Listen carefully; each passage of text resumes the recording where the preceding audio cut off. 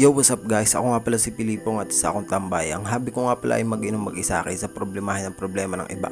Pero madami akong pangarap sa buhay. Isa na dun ay ang yumaman nang wala akong ginagawa. At kung paano ko gagawin yon, hindi ko pa rin alam.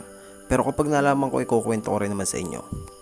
Bali kinabukasan na yan ng umaga, maaga akong gumising mga 9 or 10. Para sa akin maaga na yung oras na yon. Una kong ginawa diyan ay hisuin ang aking amoy bulok na bagang nanguso. At naghilamos na din ng isang wisik. Pagkatapos kong hugasan ang aking uso diyan ay humipak muna ako sa aking Lucky Me Beef. Sabay sindi na din ang isang stick na bunot, pang paasbok.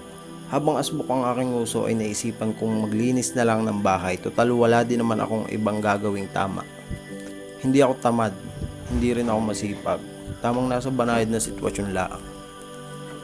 Inuna ko nga pala diyang linisin na yung aming terrace para naman matuwa ang aking butihing magulang.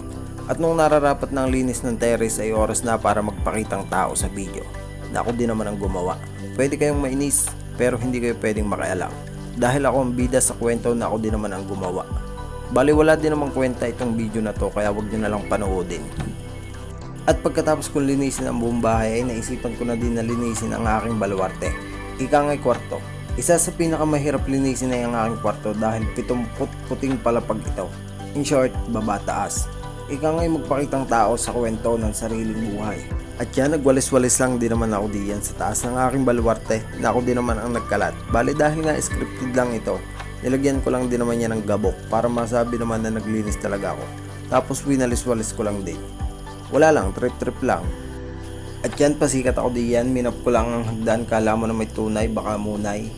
At syempre naglagay ulit ako ng gabok diyan sa baba ng aking baluarte para may mawalis ulit ako. Diba parang ulaga lang.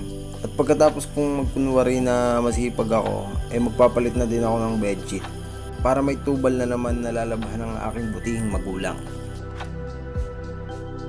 At ito nga pala ang makikita sa taas ng aking kwarto, switch ng ilaw, hagdan, unan, at sa labas ng bintana ay matatanaw mo ang makakalawang na bubong. At kapag hinawakan mo, tetano ka na agad. Kumatos ka ng 3 araw tapos kwento ka na lang next week. At yan, sobrang napagod ako sa paggagawa ng video ito. Like and follow for more nonsense video. Peace!